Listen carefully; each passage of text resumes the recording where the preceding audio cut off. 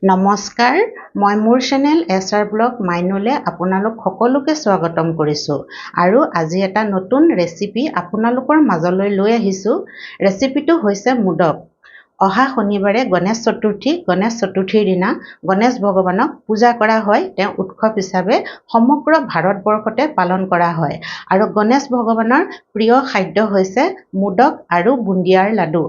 আৰু মই সেইকাৰণে ভাবিলোঁ আজি গণেশ ভগৱানৰ প্ৰিয় খাদ্য মোদক মই বনাবলৈ লৈছোঁ আৰু মই এই মোদক কেনেধৰণে বনাওঁ সেয়াও মই আপোনালোকক দেখুৱাম আৰু এয়ে হৈছে আজি মোৰ ৰেচিপি। আহকচোন কেনেদৰে মই মোদক বনাওঁ আপোনালোকক দেখুৱাম। আজি মই চুজিৰে মোদক বনাম।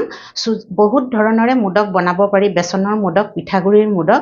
মই আজি চুজিৰ মোদক বনাই আপোনালোকৰ আগত দেখুৱাম। চুজিৰ মোদক বনাবৰ কাৰণে আমাক লাগিব চুজি।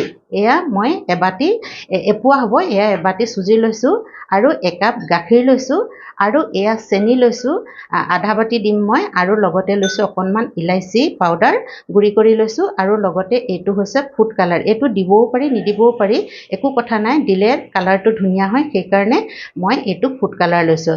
এয়াই মোৰ বস্তু। এতিয়া মই আপোনালোকক দেখুৱাম কেনেকৈ বনাওঁ। মোদকৰ ভিতৰত ষ্টাফিং কৰিলে বা মোদকৰ মাজত আমি যদি কিছুমান ড্ৰাই ফ্ৰুট ভৰাই দিওঁ তেতিয়া খাবলৈ বহুতে সোৱাদ লগা হয়। আৰু মোদকটো আমি এনেদৰে ষ্টাফিং নকৰাকৈ বা কোনো ধৰণৰ ড্ৰাই ফ্ৰুট ভিতৰত নভৰোৱাকৈও বনাব পাৰি। আৰু ঘৰতে যেতিয়া মোৰ এয়া বস্তু আছে, মই ভাবিলোঁ মোদকৰ ভিতৰত ষ্টাফিং কৰি দিলে খাবলৈ খুব ভাল হ'ব আৰু সেইকাৰণে মই ষ্টাফিং কৰিবৰ কাৰণে এয়া দেখিছেনে, এয়া বাদাম, এনেধৰণৰ বাদাম এয়া সৰু সৰুকৈ কাটি লৈছোঁ আৰু এয়া অকণমান খিচমিচ সৰু সৰুকৈ কাটি লৈছোঁ আৰু এয়া হৈছে শুকান নাৰিকলৰ গুড়ি, বজাৰত কিনিবলৈ পায়, বজাৰৰ হয়, এয়া লৈ লৈছোঁ আৰু লগতে লৈছোঁ এয়া আমাৰ গুড়। এইখিনি এতিয়া অকণমান মই ভাজি ল'ম। এয়া আমাৰ কেৰাহীখন গৰম হৈয়ে আছে। এতিয়া মই কেৰাহীত অকণমান ঘিউ দি দিওঁ। এয়া আধা চামুচ ঘিউ দি দিছোঁ।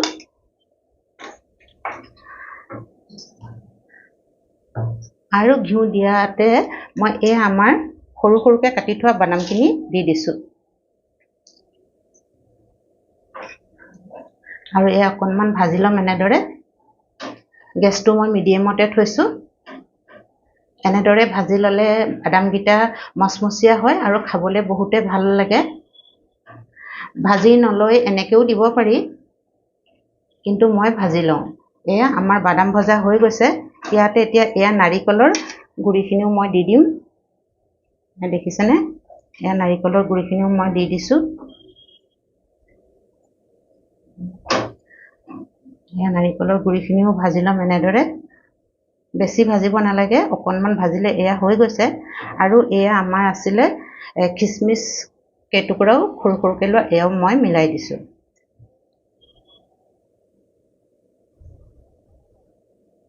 এয়া ধুনীয়াকৈ হৈ গ'ল। এতিয়া ইয়াতে অকণমান এয়া গুড়ো মিলাই দিছোঁ। এয়া দেখিছেনে, আৰু গুড়কণ গলি যোৱালৈকে মই অকণমান, তেতিয়া লাডুটো বনাবলৈ ভাল হ'ব, ষ্টাফিং কৰিবলৈ ভাল হ'ব। এয়া গুড় মই গলাই দিছোঁ।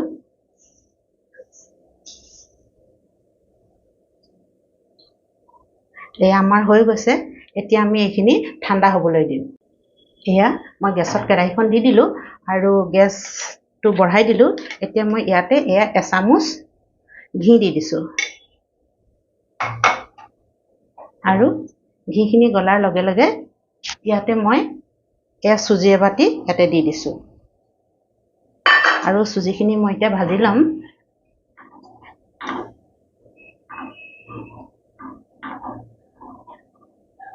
চুজিখিনি একেবাৰে ৰঙচুৱা কৰি ভাজিব নালাগে, অলপমান চুজিৰ কেঁচা গুণটো যোৱালৈকে ভাজিলেই হ'ব। এনেদৰে মই চুজিখিনি অলপ ভাজি ল'ম। এয়া দেখিছেনে, মই ৩-৪ মিনিটমান ভাজি ল'লোঁ, কিন্তু ৰংটো বগা হৈ আছে, ৰঙচুৱা হোৱা নাই। এনেধৰণে ভাজি লোৱাৰ পিছত এতিয়া মই ইয়াতে এয়া চেনি মিলাই দিম। এয়া চেনিখিনি মিলাই দিছোঁ আৰু গেছটো কমত আছে আৰু মই ধুনীয়াকৈ মিলাই দিছোঁ। আৰু চেনিৰ পৰিমাণটো নিজৰ হিচাপত ল'ব লাগে। মই আধা বাটিয়ে দিছোঁ আৰু বেছিকৈ খালে বেছিকৈ ল'ব লাগে আৰু কমকৈ খালে কমকৈ ল'ব লাগে। এয়া মই চেনিখিনি ধুনীয়াকৈ মিলাই দিলোঁ।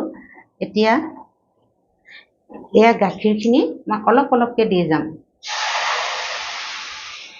এয়া এনেদৰে অলপ অলপকৈ দি মই ধুনীয়াকৈ মিলাই যাম। আৰু গেছটো মই চিমত থৈছোঁ। এয়া আকৌ অকণমান গাখীৰ দি দিওঁ।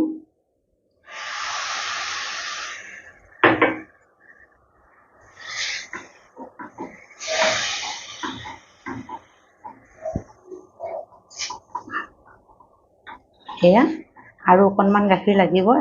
একাপ গাখীৰ পূৰা মই দিয়া হোৱা নাই। এয়া অলপ বাকী আছে। এয়া মই গোটেইকণ গাখীৰ একেবাৰে মিলাই দিছোঁ।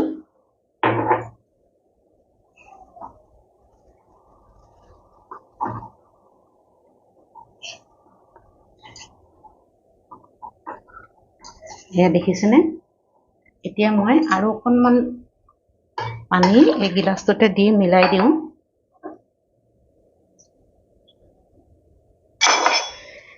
এতিয়া এয়া ভালদৰে লৰাই থাকিম আৰু যাতে চব ধুনীয়াকৈ মিলি যায় আৰু এয়াখিনিও ডাঠ হৈ আহে। এনেদৰে মই মিলাই থাকিম।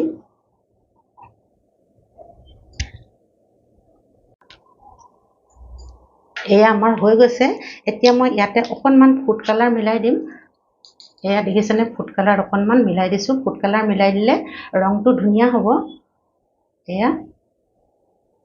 এতিয়া মই গোটেইখিনি ভালদৰে মিলাই দিম। এয়া আমাৰ হৈ গৈছে। এতিয়া এয়া ইলাইচিকণো আমি মিলাই দিছোঁ। ইলাইচি পাউডাৰ ধুনীয়াকৈ মিলাই দিছোঁ আৰু এইখিনি আমি এনেদৰে মিলাই ঠাণ্ডা হ'বলৈ দিম। চুজিখিনি মই প্লেট এখনত উলিয়াই ল'লোঁ ঠাণ্ডা হ'বৰ কাৰণে। এতিয়া অলপ অলপ ঠাণ্ডা হৈছে, চুব পৰা হৈছে। এতিয়া মই এই চুজিখিনি ভালদৰে মঠি ল'ম। যেনেকৈ আমি আটা মঠো একদম চফ্ট কৰি এয়া মঠি ল'ম। আৰু এতিয়া যদি আপোনাৰ অকণমান টান যেন লাগে তেতিয়া ইয়াত পানী মিলাব নালাগে। কি কৰিব লাগিব? অকণমান ঘিউ মিলাই দিব। এয়া অকণমান ঘিউ মই এনেকৈ মিলাই দিছোঁ। মোৰ হৈছেই বাৰু। মই আপোনালোকক দেখুৱাবৰ কাৰণে অকণমান এয়া ঘি মিলাই দিলোঁ। ঘি মিলাই পেলানি ভালদৰে এয়া আমি এনেকৈ একদম আটা মঠাৰ দৰে ধুনীয়াকৈ চফ্ট ডো এটা তৈয়াৰ কৰি ল'ম। এয়া দেখিছেনে? আমাৰ ধুনীয়াকৈ হৈ গৈছে। এয়া ঘিকণ দিয়াৰ কাৰণে একেবাৰে ধুনীয়া অইলি টেক্সচাৰ এটা আহি গৈছে। এয়া চাওকচোন কিমান ধুনীয়া লাগিছে আৰু ৰংবোৰো ধুনীয়াকৈ চবৰ লগতে মিলি গ'ল। এয়া আমাৰ হৈ গৈছে। এতিয়া আমি মোদক বনাম আৰু মোদক বনাবলৈ মই প্ৰথমতে আপোনাক দেখুৱাইছোঁ একদম চিম্পুল মোদক এটা। আপোনালোকে এনেকৈ যেনেকৈ আমি লাডু বনাওঁ, যিমানটো চাইজৰ লাডু মোদক বনাওঁ বুলি ভাবিছে তেনেকৈ এটা লাডু ধুনীয়াকৈ বনাই ল'ব। এইটো মই লাডু ধুনীয়াকৈ বনাই ল'লোঁ। এইটো চুজিৰ লাডু এটা মই ধুনীয়াকৈ বনাই ল'লোঁ। এতিয়া এনেকৈ এনেকৈ এনেকৈ ওপৰলৈ উঠাই থাকিম আমি দেই। আমি এনেকৈ ওপৰলৈ ধুনীয়াকৈ উঠাই থাকিম।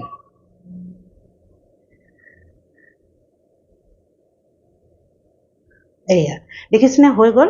আৰু এনেকুৱা মোদকবিলাকত যে কাট আহে, কাট দিবৰ কাৰণে আমি কি কৰিম? এনেকুৱা বা চামুচ এখন ল'ব আপোনালোকে। এনেকৈ কৰি এনেকৈ ভাঁজ দি যাব।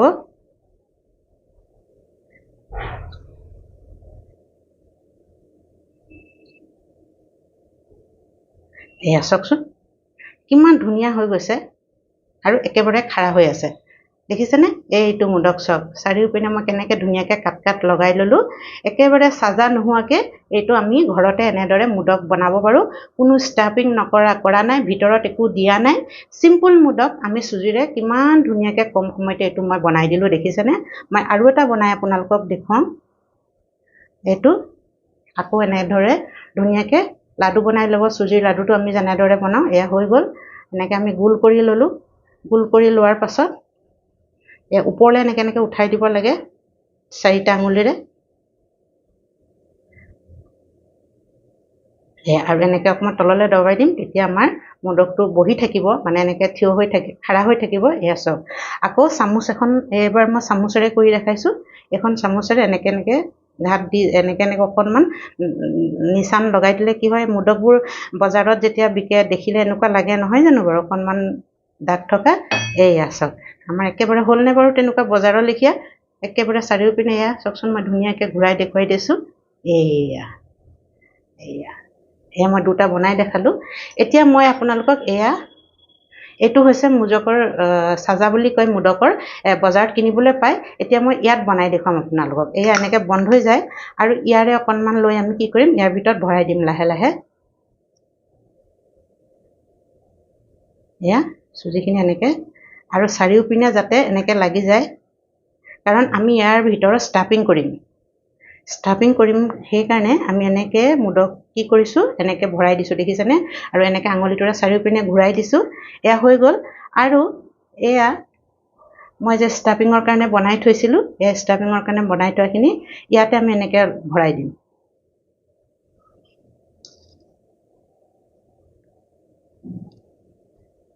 এই আঙুলিটোৰে অকণমান হেঁচি দিলোঁ ভিতৰলৈ এয়া হেঁচি দিলোঁ এয়া সোমাই গ'ল তাৰপিছত কি কৰিম আৰু অকণমান চুজি লৈ পেলানি ইয়াৰ ভিতৰত ভৰাই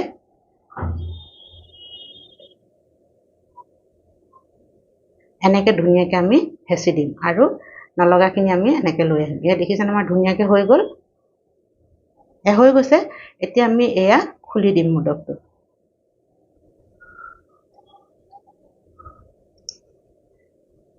এয়া চাওকচোন কি ধুনীয়া লাগিছে দেখিছেনে একেবাৰে বজাৰৰ মুদকটো দেখিয়া হোৱা নাইনে বাৰু এই চাজাটোত বনালে এনেকুৱা হ'ব এয়া চাওক এয়া আৰু এয়া হৈছে মই হাতেৰে বনোৱা চাজা দিয়া নাই ভিতৰত ষ্টাফিঙো কৰা নাই এইটো চিম্পুল আৰু এয়া হৈছে আমাৰ চাজাত বনোৱা আৰু ভিতৰত আমি ষ্টাফিং কৰিছোঁ এই দেখিছেনে কিমান ধুনীয়াকৈ বনাব পাৰি মই আৰু এটা বনাই দেখুৱাম আপোনালোকক এইটো এনেকৈ খোলা এনেকৈ আমি বন্ধ কৰি ল'লোঁ এতিয়া আমি আকৌ এনেকৈ ভৰাম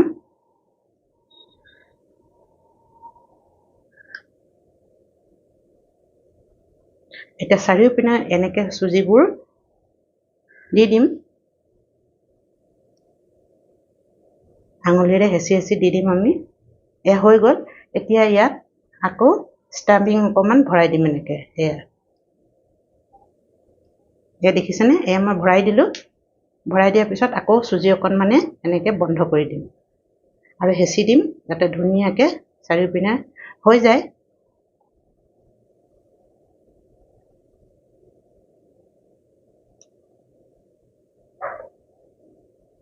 এয়া হৈ গ'ল এতিয়া মই মুদকটো খুলি দিম দেই এয়া চাওকচোন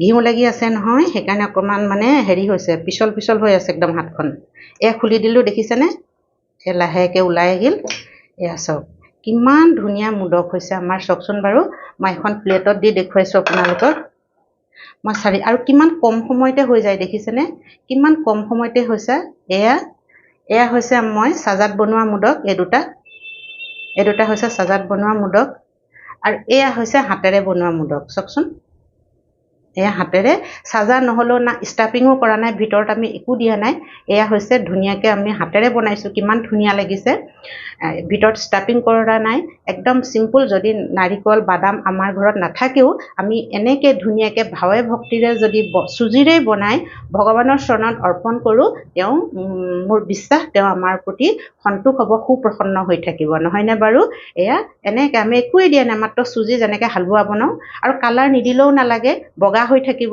একো কথা নাই ভগৱানক খালি ভাও আৰু ভক্তি লাগে ভাও ভক্তিতে তেওঁ সুপ্ৰসন্ন হয় আৰু তেওঁ মুদক প্ৰিয় সেইকাৰণে মুদকৰ আমি যদি বনাই তেওঁৰ আগত অৰ্পণ কৰোঁ সেইদিনা তেওঁ খুব ভাল পায় এয়া মই হাতেৰে ধুনীয়াকৈ বনাইছোঁ এয়া সকলোৱে বনাব পাৰিব দেখিলেনে মই কিমান ধুনীয়াকৈ বনালোঁ এই দুটা আৰু যদি আমি আকৌ ভাবোঁ নহয় আমি অকণমান ধুনীয়া কৰি বজাৰৰ ষ্টাইলত বনাই দিওঁ এয়া একদম বজাৰৰ ষ্টাইলত হৈ গ'ল দেখিছেনে এই দুটা আৰু মাজত আমি ষ্টাফিং দিছোঁ যদি বস্তু থাকে বাদাম বা কেতিয়াবা আমাৰ ঘৰত নাথাকেও বা আনিবলৈও দিগদাৰী হয় নহয়নে তেতিয়া আমি এইদৰে আমি ঘৰত বনোৱাৰ দৰে বনাম আৰু যদি বস্তু আনি থোৱা থাকে বাদাম খিচমিচ নাৰিকল থাকে যিয়ে নাথাকক কাজু বাদাম যিয়ে আপুনি ষ্টাফিং কৰিব পাৰে যি ঘৰত থাকে তাৰেই ষ্টাফিং কৰিব পাৰে এয়া মই ধুনীয়াকৈ ষ্টাফিং কৰি চাজাত দিয়া মুদক এতিয়া মই গোটেইখিনি বনাই শেষত আপোনালোকক মই আকৌ এবাৰ দেখুৱাম